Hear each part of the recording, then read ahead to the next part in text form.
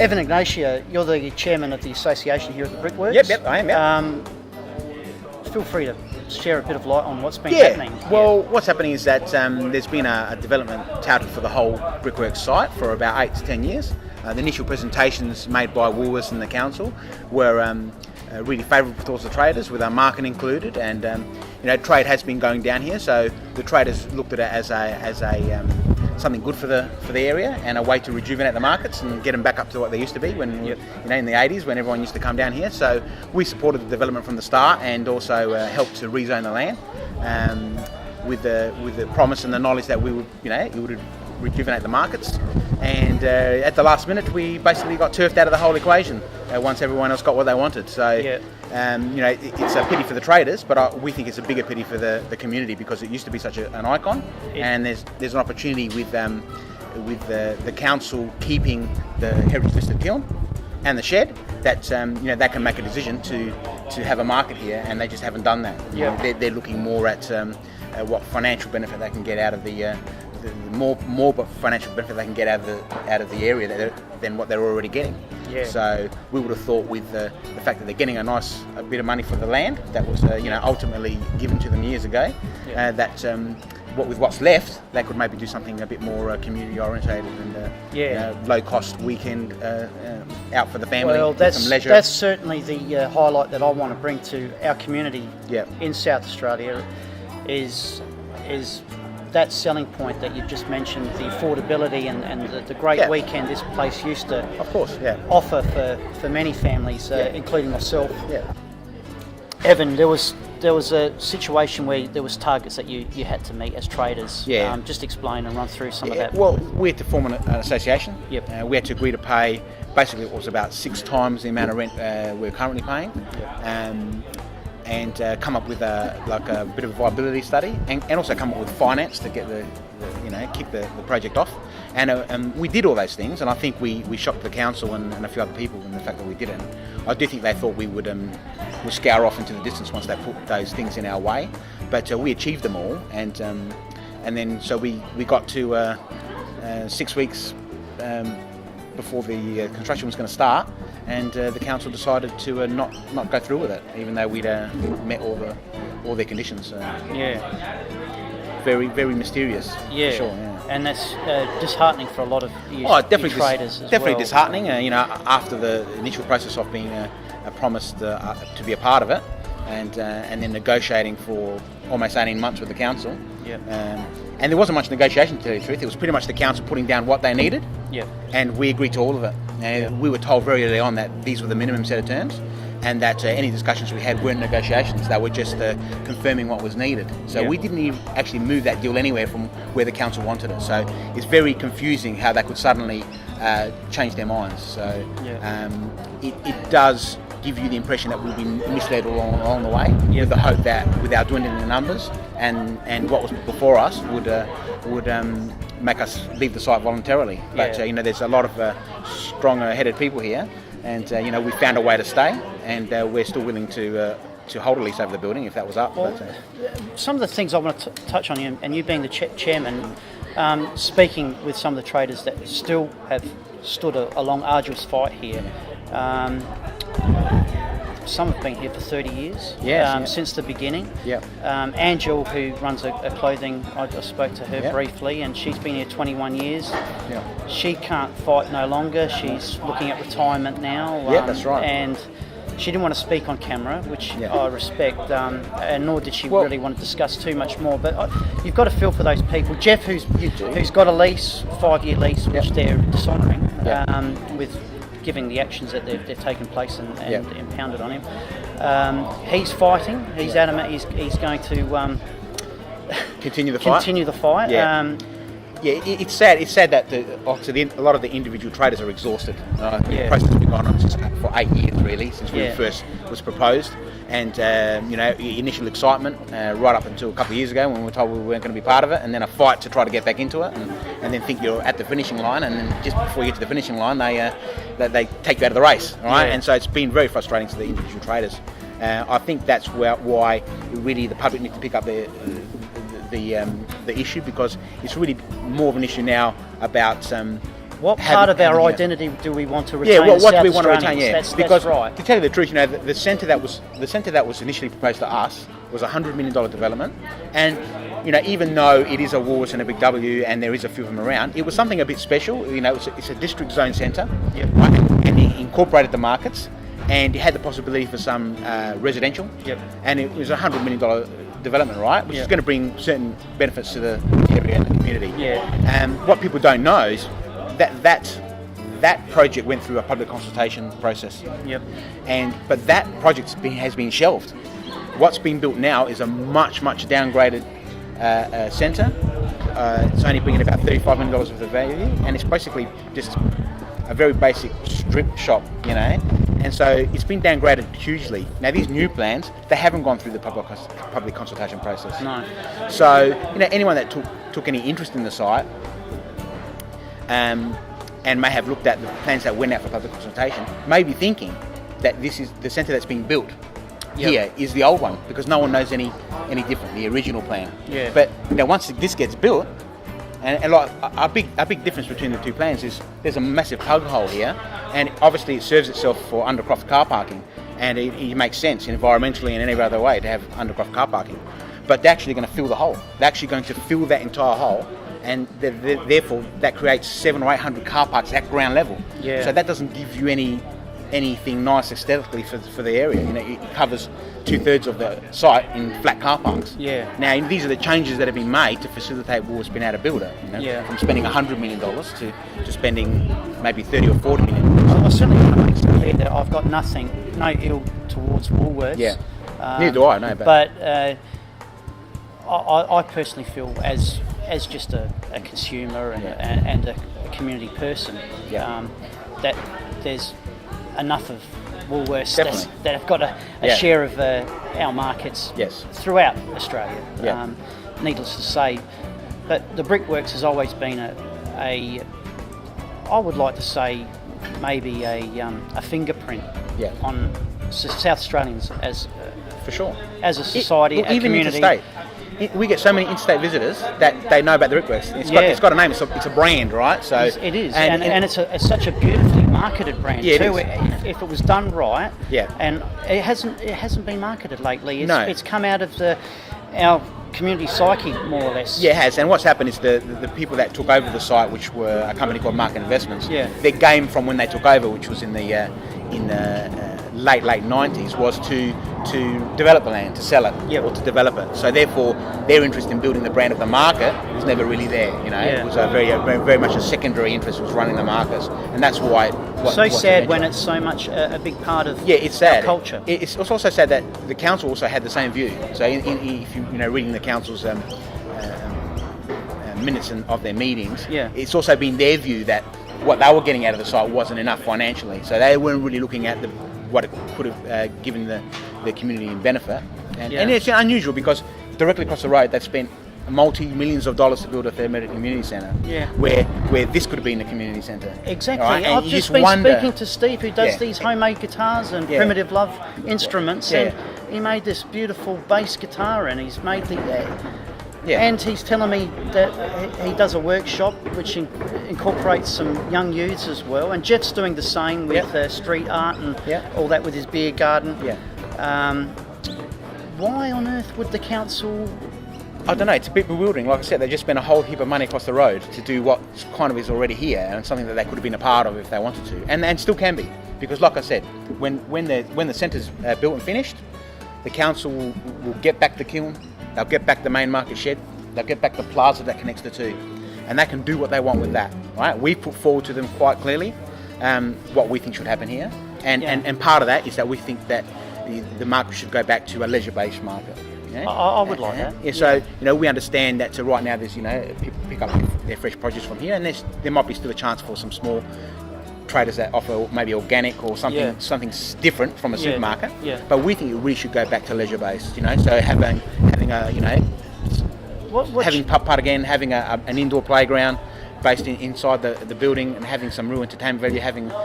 We've had a long time problem with live music in the industry here in South Australia. Again, the beer garden offered some live entertainment.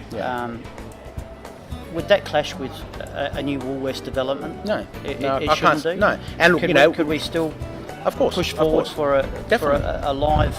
I'd like to see this become not only a leisure place, but also a live hub for music as well. Yeah. There's no reason why that couldn't happen. You know, it might have to be in a bit more of a pop-up type nature, but our plans are to incorporate a stage and a performance area, so that not only bands, but you could invite community groups and dance troops or martial arts groups to grow their associations and their. And the leisure clubs. theme parks that you're talking about, would that be bringing back some of the bumper boats? And go karts. Some of that's big number, investment. But we're looking at having one of these new large indoor playgrounds that so you see dotted around the community now, like a Wiggly Worms, which has got a component there where it's a bit of a creation. Mum can have a coffee and the kids can play and be active, and then we're thinking about a pop-up that would maybe snake from inside the building to outside the building, and maybe have 9 holes inside and 9 holes outside, and there's something a bit more community, a bit more leisure-based to make it different coming to the Brickworks, even with a supermarket there. But it was different. It was different. That's what I'm saying. We want to bring that back. But I want to retain that originality that it has now. Yes. Is it possible to save it still? Well, the only way that the whole place could be saved is Woolworths would have to pull out of their deal, and there's lots of ways that can happen because this saga's dragged out for 2 or 3 years longer than they thought. I think all parties involved thought that it would be built by now, well and truly be already going. Yeah. So obviously people are losing their patience in that, and I suppose if the community overwhelmingly didn't want a centre there, that could make that feeling known, and I think there are triggers there to allow the council to pull out of the building of the centre. Yep. But I think what would then need to happen is that the current landlords would need to get the enthusiasm to build what they have here. And unfortunately, I don't think they have that. So I think it still need probably a redevelopment, but along a different line to say, okay, well, this is kind of like an amusement park when you walk around here. It is, and you think, but a ghost town at the moment. Yeah, exactly. So but can someone look at the structure and say, okay, well, we can set this up a bit more like an amusement park, and bring back the big rides and bring back the bumper boats and bring back the bigger things, right? And what's happened is also that the zoning has been changed. So within that, more can happen here than what could happen before. So you can get a bit more value out of it for someone that's looking to invest money. And that's the reality too. Is that a fair bit of investment will be needed to retain this as a market and get it back to what it used to be. And right now, there's not too much of that. So we're calling on all of those passionate South Australians to get behind. Evan's also started up a Facebook page. You've got a couple going, Save the Brickworks and a more promotional one, the Brickworks. So Save the Brickworks Market can give you some facts about what we've been talking about today and a bit more background, and also can if you can like the page, it's also like a bit of a petition, I suppose, where we've got people saying we want this here. The Brickworks Market has been promoting the actual stores that are here and trying to promote the place, and we've been doing all that for free. So I know I've started up a petition on change.org, and I urge people to sign that as well. I suppose the other thing you can do is they can contact the West Torrens City Council. They're going to make a decision on what to do with the remaining land and buildings, and we really need people to contact each individual councillor and the CEO and the mayor and make it known to them that they think it's a real shame that they're not seriously considering putting a market back on their site at some stage, either as part of the development or not. That they're really not considering that at all. And we've put a proposal to them, and I might try to get that proposal up onto our Facebook page, and I'll give it to you too. That we've got a pretty good proposal there in front of them with not only from the community benefit point of view, but also with the finances to say, well, this can actually work economically as well for us and the council. So we also. Regarding legalities, and a few of you may be wanting to fight this, but struggling with finances, starting a possible sort of a page for pledges, would that be something that you would consider? Well, definitely. We've got a few people here that I do believe personally that their rights have been run over by our current landlords. And without the financial capability to stand up for those rights, it's very difficult. So the law is there, but unless you have the financial wherewithal to go and stand up for your rights, it's difficult, and you end up being bullied. And basically, some people here have had rights to leases, and they've actually been bullied into signing those rights away. They've been locked out of their stores. They've been threatened with eviction, and other people that had a poor English were it was misrepresented to them as to what they were signing, so they also signed their rights away. Again, this is what I like about this place. We talk about multiculturalism, and sometimes as Australians we can be racial prejudice in some ways, but when you come to the Brickworks, there's so much diversity in culture, and it all blends well. Well, we've really consolidated as one group, and we've got really new immigrants. We've got people from all different religious and racial backgrounds, and we've really have melded together as a group because we are fighting as one. And I think it's a real pity, because places like this give the chance to say. Both new immigrants, they might not have a lot of money to start up a business, and they might get to share their food and their culture, right? And it can be the start of a big business that got their start at the Brickworks, right? But without the Brickworks, it never gets the start. And I'm the same. I started at my business in 1995. You're a southerner. Yeah. Well, no, I'm not actually. I'm from the city, but I was at, and I started my business there, and. I've got 2 retail shops, and I've got a warehouse, and I've got an online store, and that all came from getting a chance at the rental markets at a really low rental base. And without that chance, I might not be here. And now I employ people, and I'm helping the people out of the Brickworks, and none of that happens without rental markets. And I think people don't see sometimes past the basicness of the market, but that's what happens. We do have businesses that started here that have moved on, and now are in our bigger businesses out in the community. So it is a real pity. And maybe we've got to call on businesses like Foodland to put in some pledges. Well, possibly, Well, I think it is Woolworths being built here, so target some competitors. Definitely. I'm sure they'll jump on board. I hope so, because this could be something that really complements the area rather than just another like I said, another carbon copy mall. And I think to have we basically did compromise in saying, we'll have a mall next to us. We get to keep our market, and it probably invigorates the area and helps the people in the market. And we were willing to compromise to that extent. But then to be frozen out of the equation, it's a bitter pill to swallow. And then to think that only what will be left here now is not even the centre that we thought was going to be built. It's a much reduced centre, just a carbon copy mall basically. If that's all that's left here, that'd be a real shame. And with the council maybe only looking to get the maximum financial return for this area, which is what I believe the path they'll go down, is probably just trying to sell this building. And with the sale of the building, the council doesn't have a qualitative assessment on that. They'll put it out for tender, and whoever pays the most will get it. And therefore, it could be self-storage. And it could be something that brings nothing to the area at all.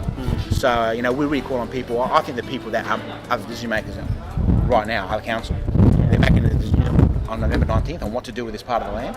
And I think, people need to get on to their site.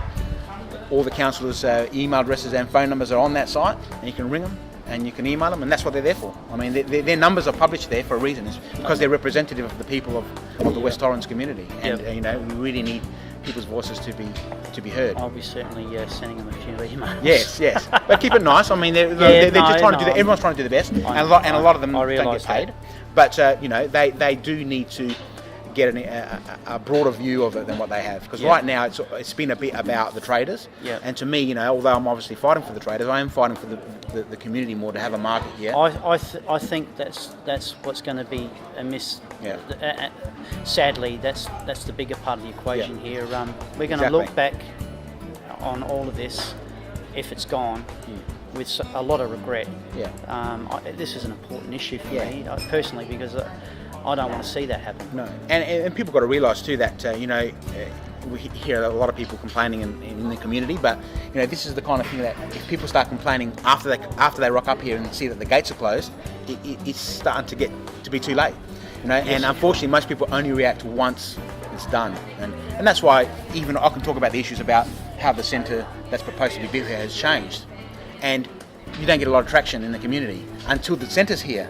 And then people go, oh, is this what it was being built here? And it's just way too late then. It's way too late once it's there and people go, I remember seeing a plan years ago. They had Andrewcroft car parking and a lot bigger centre. What happened to that? And then they'll find out what happened. I'm trying to let people know now what's happening. That, you know, really the council have been diddled by Woolworths. You know, that the purchase of the land was reliant on what was being built there. Yep. They got the purchase of the land and now changing what's been built there. Yep. Right? And because they realised they got people over a barrel. You know, yep. The council's already got the money spent. So what are they going to do? You know, so yeah. Woolworths are very smart, right? And they're a business, so you expect them to act that way. You don't expect the council to act that way. You expect the council to act in the interest of the community. You know, certainly Woolworths advertise themselves to be community orientated, and community spirited. So, I mean, look, they're a company, and you know, from my point of view, I'm also not vehemently against Woolworths in this issue because it's the council calling the shots. The council are calling the shots on what's going to happen to this piece of land afterwards. Yep. Now, if Woolworths are pushing the buttons in the background and council want to do their dirty work, that's up to the council. But the council have to take all the heat if they're willing to do that. So as South Australians, let's put some pressure on the council. Yeah, here and your local politician. You know, also like, you know, Tom Kusantonis is the local member here in the state government. Yeah, and, I've also invited Jay Weatherall for the weekend. Yeah. If more people can get onto emailing him and inviting him here for our weekend marathon protest rally to save the brickwork markets. That'd be great. Evan, thanks a lot. Ignatius, lovely to have met you. No problem and we'll be talking with you again soon. Thanks. No problem.